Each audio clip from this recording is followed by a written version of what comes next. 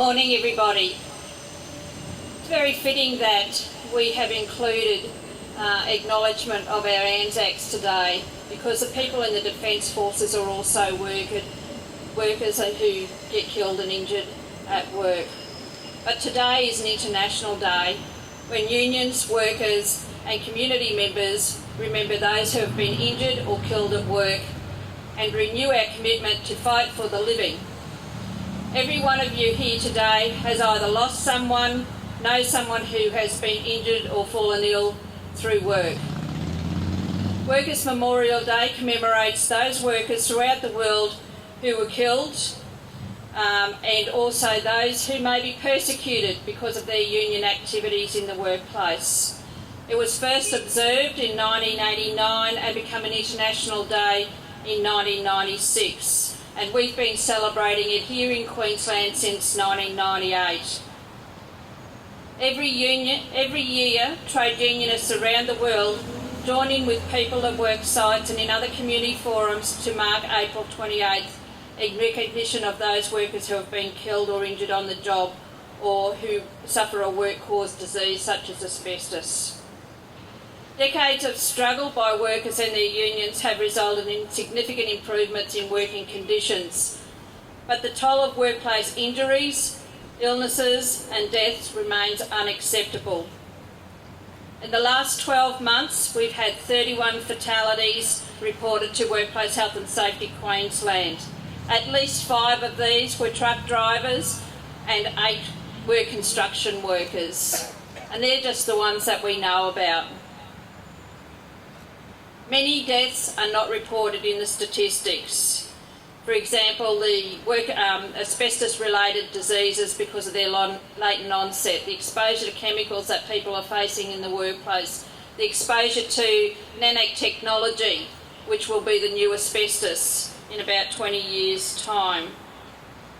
The cost to the economy is approximately $34.3 billion, or 5% of gross domestic product.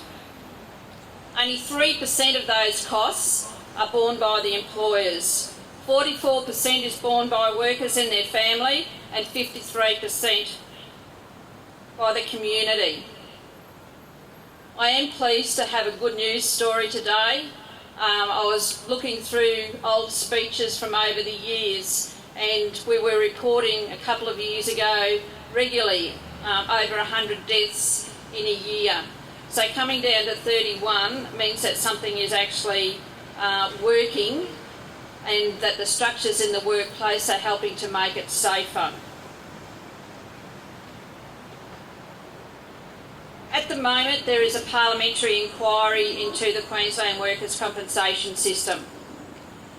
We have a well-funded scheme with fair compensation for injured workers or ill workers, and they can receive rehabilitation in a timely way.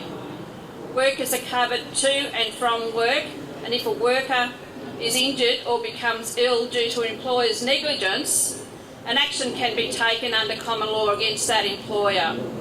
As one of my colleagues states, if the scheme ain't broke, it don't need fixing. But the likelihood of change is high. As workers, do you believe that you have a right to a healthy and safe workplace? Yeah. Do you believe that you have a right to a fair compensation and if you are injured or become ill at work? Yeah. Do you believe that travel to and from work should be covered? Yeah.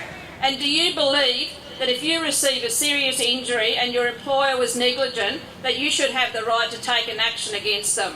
Yeah. Unions in Queensland have committed to working for a better life, and we will continue to do so with your help.